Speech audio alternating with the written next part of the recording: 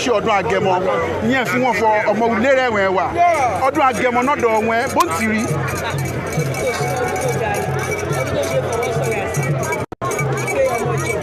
Ó yé mi. Aṣẹ o. Ìṣẹ̀ṣe làgbà. Ìṣẹ̀ṣe abáláyé ni. So àwọn òde kò lè parú lórí tiwa. Kábíyèsí. Torí ẹ̀ làwọn ọmọ ìdílé náà ṣe padà. Kábíyèsí. Ọmọ bàbá sọ̀rọ̀ wà àlejò. Kábíyèsí. Kábíyèsí. Wọ́n á kẹ́sì pẹpẹ àǹtí mi múlò ìbọn kan kẹ́ bá ń lo òyìnbó kọ́ bá fọ ọdún wèé jọ wà á tí lóyìnbó máa bọ̀ aṣọ ọdún wèé. Wọ́n joyè olóyè ni wọ́n olóyè Akile Ijebu ni wọ́n jẹ olóyè Ijebu. Kábíyèsí nọ́dọ̀ lọ wá. Wọ́n ṣe rẹpẹtẹ ni kò ṣe oyè kékeré. Àwùjalè ni. Ìmọ̀ràn rẹ̀ máa fọ́ wọn nìyàn lórí ọdún wèé. Ṣé rí ìmọ̀ràn tí màá sọ fáwọn èèyàn ní pé má jẹ́ ká sọ lẹ́nu. Ẹni tó sọ lẹ́nu ká sọ. Kábíyèsí. Kò tí wọ́n ṣe lè pẹ́ lájò títí ilé náà bọ̀ sí mi. Kábíyèsí. Àwọn kókó máa ń wà tó bá ń ṣẹlẹ̀ tó fẹ́ pé àwọn máa wọ gbogbo ẹ̀ náà lọ sí ìsìnkú. Ẹlòmíì ò lè ní wọ́n máa fi àjẹrẹ̀. Kábíyèsí. Ó lè jẹ́ ọmọ kékeré náà máa fún tó máa lò fún àtúbá wájú. Tó máa máa gbàgbà. Ṣé máa ń sọ̀rọ̀ kan? Ayé ìgbà kan ló máa sọ pé ẹnìkan fẹ́ pa mí. Ayé ìsìn wọn jẹ́ góòlù ayé. Wọ́n ti jẹ ṣàkóbà. Wọ́n ti bẹ́ẹ̀ dé sí. Kábíyèsí. Wọ́n á kẹ́sì pẹpẹ àṣẹ o. Ẹ ṣeun gan. God bless ma. Ẹ bá mi kí wọn pé wọ́n kú Odun Agemo. Mi ò fẹ́ kọ́tà ẹ̀sọ́ ó dìbò lẹ́nu. Délé kọ́rẹ́sì òdìbò lẹ́nu.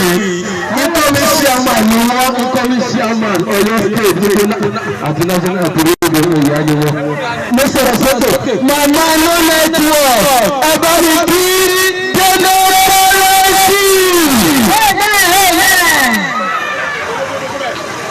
Ọlọ́run ṣe DPO àbí area command DPO àbí DPO àbí DPO náà mo bá kò gbọ́dọ̀ ọba mi pariwo màmá ló lẹ́jọ́ ògbó kọ̀ọ̀kan. Torí Délé tó wà bí kọ́wọ́ sí ìlú náà lọ àwọn ọmọ òkè pẹ̀lú ṣe wọ́n jẹ́ kí wọ́n kí tọ́tọ́. Wọ́n ti gbé wa. Wọ́n máa sọ ní ìkòkè níbi àwọn lẹ́yìn ìgbẹ́nìwé wa. Onídìí kan máa wọ̀ níta wọ́n máa ń lé lébìtì ni.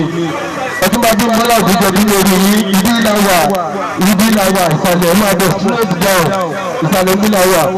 Ẹ jẹ́ ilé ìdílé kọ́wọ́sì làwà onílé ńlá ní ìjọba ìrẹsì onílé ńlá ní àwọn ènìyàn.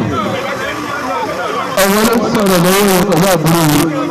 Àwọn làbúrò yìí náà kí wọn dáadáa yẹn. Bí àti rí wọn ẹni kúkúrú ọ̀gá kan ọmọdé bí $1 billion. Ọ̀gá kan ọmọdé bí $1 billion. Oyè bá mi kí wọn báyìí àwọn ló ń wò yìí. Mo kí bàbá wa dáadáa. Ẹ kú ọdún èní. Aseyi Samodun lágbára ọlọ́wọ́ dọ́dún la máa. Ló lẹ́tọ̀ wọ́n wò pé sẹ́yìn ní àbẹ́yẹ kọ́. Ẹyẹ méjì ò kì í jàṣà. Àwa náà ni èyí ewu obìnrin òjòwú Akile Ijebu kábàtà. Wọ́n máa fún yín mẹ́ta tó máa gbà wọ́n máa fún yín bí bẹ́ẹ̀lì mẹ́ta bí wàásù mẹ́ta olóòrùn ní máa gbà. Bẹ́ẹ̀ni búyá ẹni bọ̀dù ní báyìí. Ẹ̀jẹ̀ sì ti sọ̀rọ̀ sí ìwọ́n fẹ́ fún yín lówó sí àwọn ọmọ ilé ẹ̀kí jẹ. Ẹ má búyá. Ó mú mi. Má wọrí wọ́n lè sọ bí kòmó wọ́n mọ̀ pé wà tí nílẹ̀ wà bí.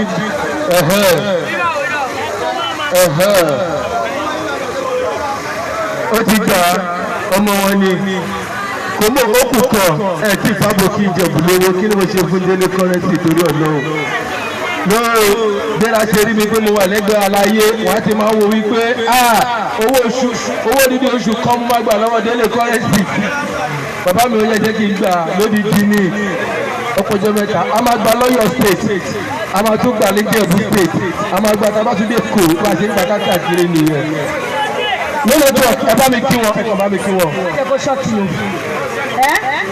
Kò mú fẹ́ ṣe. JP ló wà ní kó ṣọ́ọ̀kì. tẹ́pù lọ́wọ́ wọ́n yé kí n súnmọ́ bí jàre ẹ ṣe jàre.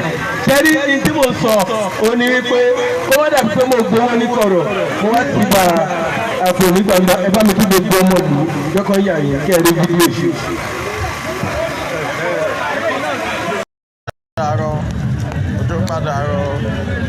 Thank God, Odun Agemo ẹ̀rọ wa ṣe púpọ̀ nílùú IMOSAN. This live, we are here live in IMOSAN Akile Ijebu, exclusive from Odun Police Flash. Aseyi Samodun, you can see.